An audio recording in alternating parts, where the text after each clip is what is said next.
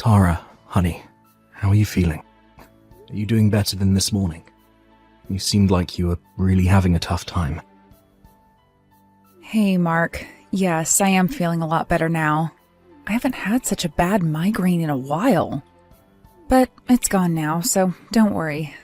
I'm sorry I wasn't able to make you breakfast this morning. There's no need to apologize. I would never ask you to do anything when you're not well. Besides, your health is the most important thing right now. Next time you go in for your checkup, you should ask the doctor to prescribe you some meds for your migraine. I know you haven't had it in a while, but you never know how your body is going to react to your pregnancy. Plus, there might be certain meds you shouldn't take while pregnant. So you should talk to the doctor and keep a safe prescription at home, just in case you need it again. Yeah, I guess it wouldn't hurt to have some in stock. I will ask the doctor next time I go in. Are you sure you're okay now? Yes, I am. Why? You really are worried about me today, aren't you?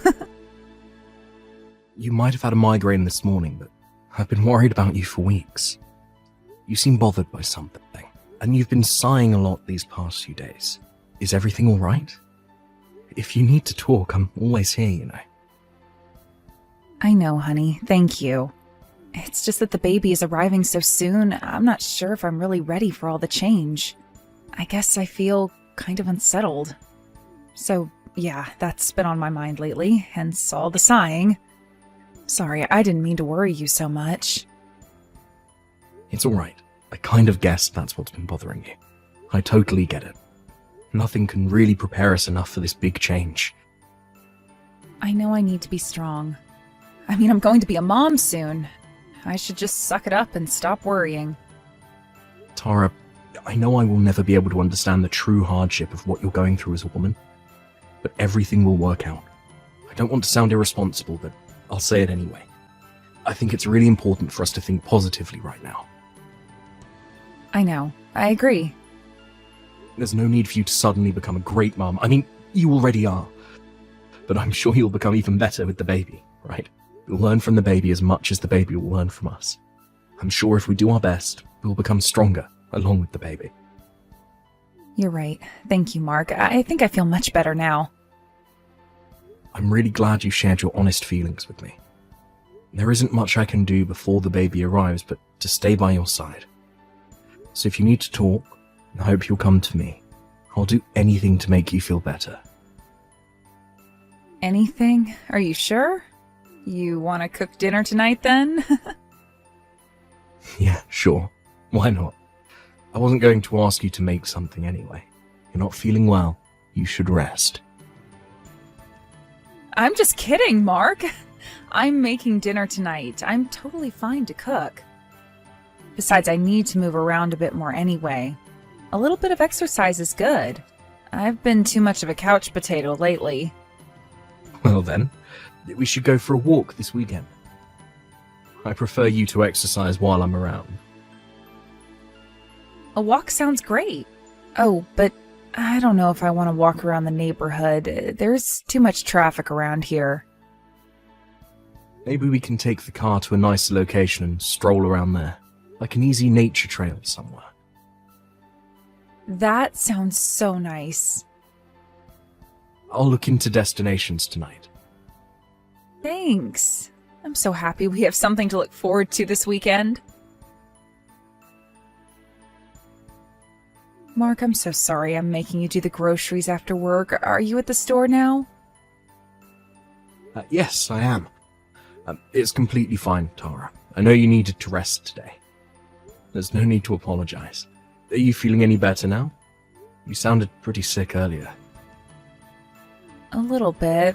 I think I might be anemic or something. Well, if that's the case, you really need to stay in bed.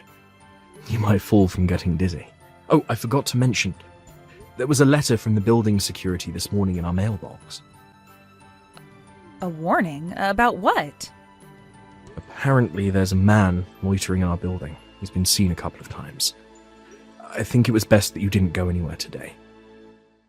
Oh, did the letter say what he's like? Nothing about his appearance, but but apparently the guy spoke to a resident and his English wasn't great. So maybe he's from overseas. Maybe if you heard him speak, you'd be able to understand if he speaks one of the languages you do. But it's best you don't encounter him. It said in the letter that he tried to force into one of the auto-locked doors at the entrance. That sounds pretty horrible. I'm scared now. If something happened, I wouldn't be able to run with this belly. Well, you're due in no time, so you won't have to worry once you're in the hospital. You'll be staying with your mum for a while anyway, after the delivery of the baby. But until the baby arrives, you should avoid going out on your own as much as possible. If you need to, let me know, and I'll come with you. But sorry, I didn't mean to scare you too much. The building asked the police to patrol the area more, so I'm sure he won't be seen anymore. I bet everything will be back to normal after a month or so. I really hope so. Maybe I shouldn't wait to stay with my mom, though. The hospital is closer from her place anyway. I don't want to be paranoid or be restricted from going outside, you know? I do. If she is okay with you staying with her, then I guess that is the best for your safety. You should call her and ask. If she says yes, I can drive you to her place tomorrow morning. Okay, I'll do that right now.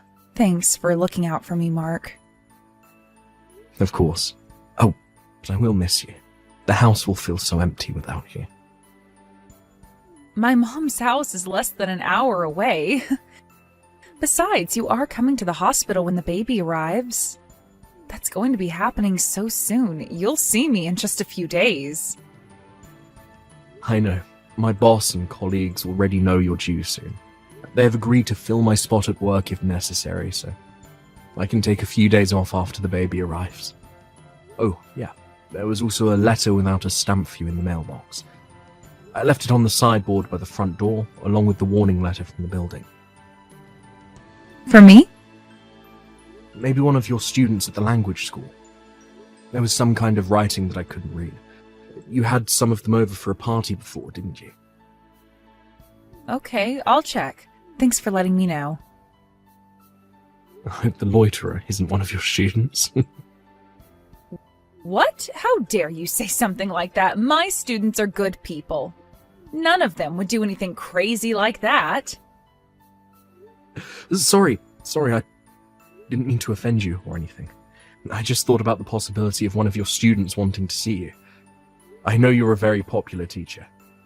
And I remember you used to exchange letters with them often, even after they left your school. So I just thought maybe one of them showed up to see you but forgot which door, but it was a bad thought. Sorry, dear. Even if one of them ever showed up, they wouldn't loiter around the building. They're educated people with good manners. Please don't joke about them like that. I apologize, Tara. I'm sorry. It's okay. I didn't mean to be so feisty either. I know you're not the kind to talk down to people, but it kind of felt like you were to my students. It's my roller coaster hormones, thanks to being pregnant. It's making me lose my temper so easily. I know I need to take it easy. It's not your fault. I made a bad comment earlier. The building security issued a warning because this case is serious. I should have taken it more seriously too. But instead, I made a bad joke out of it. And to top it off, I included your students in it. It's a very bad call. I'm sorry. I won't compare a loiterer to your students ever again. It's okay. I know you didn't mean anything. I overreacted too. Anyway, careful on your way back home. I'll see you soon. Hey, Tara. How are you doing? It's been 3 days since your due date now. Have you gotten any signs of the baby arriving yet? I couldn't get a hold of you yesterday, so it's worrying me. How are you feeling? Let me know as soon as you get a chance, please. I just want to make sure you're doing okay. I'm sorry, Mark. I couldn't reply to you yesterday because, well, things have been rough. Rough? Why is that? Is everything okay? Has something happened? You're scaring me, Tara. Mark, you might want to sit down for this. I have some bad news. What? I'm so sorry. but the baby didn't make it. Huh? What do you mean? The baby's heartbeat stopped. She's gone. I'm sorry. I'm sorry that I couldn't deliver your baby. Hold on, I'm not following. What are you talking about? Yesterday, I had pain shooting up my belly. I was taken to the hospital right away, but it was too late. The baby was gone by the time I was checked in. It happened so quickly. She came out after an hour or so later, but there was nothing the doctors could do. I'm coming to you right away. No, don't, please. I'm not letting you take this on your own. I'm coming to see you now. No, I don't want you to come. I don't think I can look you in the eye. I'm so sorry, Mark. Please just give me some space right now. I need it badly. Tara, I need to be by your side. I can't leave you alone. You will make it even harder for me, so please, I am begging you to leave me alone for a few days. I am in complete shock right now. I need time alone to wrap my head around what's happened. Don't come down here. You won't be able to set foot in my mom's house either. I will make sure she won't let you in. What about your condition? Are you physically stable? Any pain? No more pain. Physically, I'm stable. I should be discharged tomorrow. Okay, if space is what you need, then I will give you that. But I can't give you more than 2 or 3 days. You have to call me by the end of the week. Can you promise me that? I can't not see you or the baby for longer than that, please. Okay, I will make sure to let you know when I'm ready to see you. Hang tight until then. I know I'm asking you an incredibly harsh favor. I'm so sorry. It's okay. You don't need to apologize. This is nothing compared to the pain you have gone through, Tara. I love you. You're the most important person in my life. I need you to remember that, okay? Hi, Mark. I'm sorry I kept you waiting. Thank you for giving me space. It's been hard, but I think I've calmed down now. It's okay. How are you? Oh, wait. You don't have to answer that. I've been doing a lot of thinking. In fact, that's all I could do. And now I know what I want to do. Mark, we should get a divorce.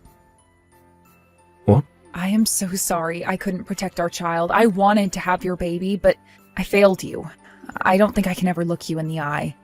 It'll be too hard for the both of us. We won't be happy like we used to be. I am so sorry. I never meant for this to happen. I'm sure you didn't. But you really are full of surprises. I never imagined that you would fake your baby's death just because you didn't want me to see her.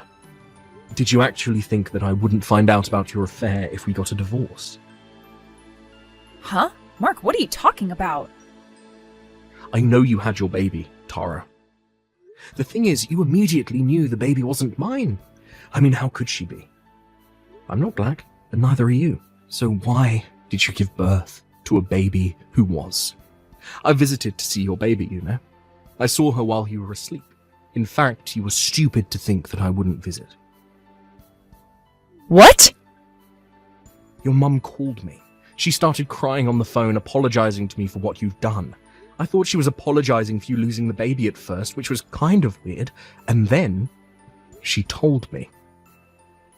What? She told you what? Everything.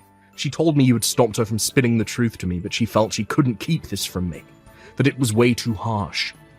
So, she told me everything. But I still couldn't believe that you'd have an affair and have someone else's baby. She told me to see for myself, that I should visit her and see the baby while you were asleep. We arranged for my visit when you were resting, and I believed your mum was telling the truth. I mean, how could I not? The baby was definitely not mine. So her dad is one of your students from your language school, right? You must have some serious issues cheating on me with your student. Mark, no, I didn't cheat on you, I swear. What? What is it then? A mistake? A fling? You think I'd forgive you if the relationship was casual? You betrayed me, Tara. You slept with someone else and had their baby. I can never forgive you for that. I was forced into it. Listen to me, Mark. I didn't ask for this to happen. A student of mine has been stalking me for a while now. Remember, there was a loiterer in our building? That was him. He was wandering around looking for me. Why didn't you tell me then? How could I? I didn't know what you would think of me. Besides, I wanted to believe that the baby was yours, not his. I spoke to him, you know. I saw him dropping another letter in our mailbox, so I confronted him.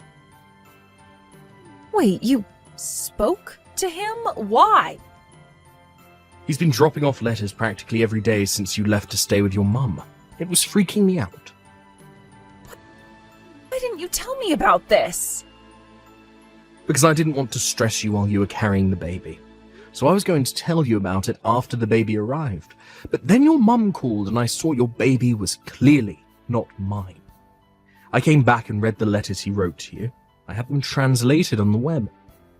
He was desperately begging to raise the baby together. That's when I figured that the loiterer was your child's father. So I waited for him to show up again by the mailroom.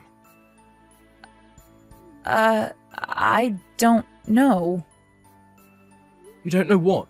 That your child's father is Miguel? He told me you dumped him as soon as you found out what he does for a living. Even though you were pregnant with his child. He tricked me. He said that his father ran an IT company back home that would soon be his. But then he confessed that his family was from a poor town and only had small crop to make money. So the truth finally comes out. Mark, he fooled me. I never would have slept with him if I knew he was poor. Wow, Tara, listen to yourself. Do you think that makes me feel any better? In fact, that makes me sick to my stomach. You cheated on me, and did it because you wanted his wealth. How low can you be? Plus, you never told him you were married, so you both lied to each other. From my perspective, you both did ask for all of this. Karma's a bitch, isn't it? Anyway, I agreed to a divorce, but I'm suing you for multiple accounts of emotional distress. I'm glad I kept these letters, so I can use them as evidence to show in court. Mark, please, calm down. You can't be serious. How can you sue me? You won't get anything from me. I'm a single mom. You can be that cruel? Cruel? You think you can use that word against me? I'm only asking for consolation for the emotional damages you have caused. I'm not the father of your baby, so I will leave your issues to you and Miguel. I'm only asking for what I have the right to ask. Mark, I'm sorry. I have been a horrible person. It's too late for you to apologize. You played a dangerous game, Tara. You saw an opportunity to win a wealthy lifestyle, so you took the risk to have the baby. Even though you didn't know which one of us was the father. Then you found out that Miguel was lying to you about his family. So you told yourself that the baby was mine and carried her full term. I only did what was best for my baby. No, you didn't. Stop lying to me or to yourself, Tara. You only thought about yourself. That's why you're in the situation you are in now. How dare you be mean to me? I just gave birth to a child. You are being so insensitive. You are not a decent man, Mark. I'm sure you're having a hard time becoming a mother. I can only imagine that something as responsible as becoming a mother would be difficult for someone like you. But like I said, you'll be paying for what you have done, both to me and to Miguel. You are an adult. Surely you understand that there are circumstances for foul play. Why would you speak for Miguel? What, you two established some kind of a brotherhood or something? Miguel and I are done. I'm not speaking for him. But he is the father of your baby, so I think you need to talk to him. You shouldn't cut him off like that. Shut up, don't you tell me what to do. How I handle my relationship with him is none of your goddamn business. No, I guess not. But I told him your mum's address, so he should be coming over to see you soon. I'll let you guys figure out what to do about the baby. What? You can't do that. You can't hand someone my personal information. Oh, but you're staying with your mum. I didn't give him your personal information. I gave him your mum's. With her permission, of course. She wants to talk to Miguel about the baby. No! Why? Why is everyone being so selfish? My opinion should matter the most. I am the baby's mother. If I say I am done with Miguel, then it's done. There is nothing to talk about. Everyone is being selfish. Tara, don't make me laugh. You were going to make me raise someone else's child. You tried to make your mother play along with your lies. You have betrayed your family, and on top of that, you hooked up with a person for money and dumped him as soon as you found out he didn't have any. Despite all that, you want to talk about other people being selfish. You have a serious problem, woman. I told you, Mark, Miguel is a stalker. He is obsessed with me. I am telling you the truth. He has scared me many times. Don't you see? I mean, who comes over to toss letters in the mailbox every day? He really has been loitering, you see. I never invited him in. I can't be with someone like that. He's a freak. Well, you shouldn't have slept with him in the first place. Too bad he wasn't who you thought he was. Or else you would have divorced me to marry him instead. Mark, please, help me. Take me in for a while so I can hide from him. I'm scared. What if he wants to hurt me? Wait. What if my parents make me marry him? They're old style like that. They would want Miguel and I to take responsibility. I can't have that. I don't know what he wants or what your parents want, and I most definitely don't care about what you don't want. All I know is that you have to take responsibility for what you have done. For the record, no, I will not take you in for a minute. You lied about my child's death. Then you dump people like trash. I don't want anything to do with a scumbag like you. Look in the mirror for once. If there is anyone you should be scared of, it's yourself. Several months later, with the help from my ex-in-laws, our divorce was officially filed. I heard from them that Miguel showed up at their door shortly after our last conversation to discuss how they were going to handle their relationship. It turned into another drama, with Miguel insisting to return to his home country with their daughter, and Tara refusing. But Tara's parents finally asked their daughter to leave the house and suggested she go with Miguel if she wanted anyone to support her. In the end, Tara gave in and began living with Miguel. Having no financial confidence to raise the child on her own, Tara recently messaged me complaining how she's living a life far from her ideals. She begged for financial support so that she didn't have to move to Miguel's home country. I, of course, told her that I didn't care for her anymore, that we were officially done, and hung up the phone. I immediately blocked her so that she doesn't bother me again, but I hate that she had the nerve to call me, so I'm thinking about changing my phone number. I honestly don't care about what Tara is going through right now. I sometimes wonder if Miguel chose the right path staying with her. But it's probably best for the baby, since leaving Tara to raise the child on her own is too risky. She must be miserable living with a man she once dumped. She deserves every bit of it. And I hope she realizes the magnitude of what she's done. After the divorce, I moved out from the condo I used to live in with Tara, and I now live on my own. The fun memories we shared up until the pregnancy sometimes haunt me. I feel so low and sad, but I know looking back on the days won't help me move forward. I know it will continue to haunt me for a while, but I hope time will help me heal. Seeing me depressed, my parents bought me one of the kittens born at their home. I was going to return the kitten after a while, but living with her for a few months, I became completely head over heels. It's hard to believe how such a small life has helped me get back on my feet. There may be bumps ahead yet to come, but I will cherish day by day with the help from my new partner.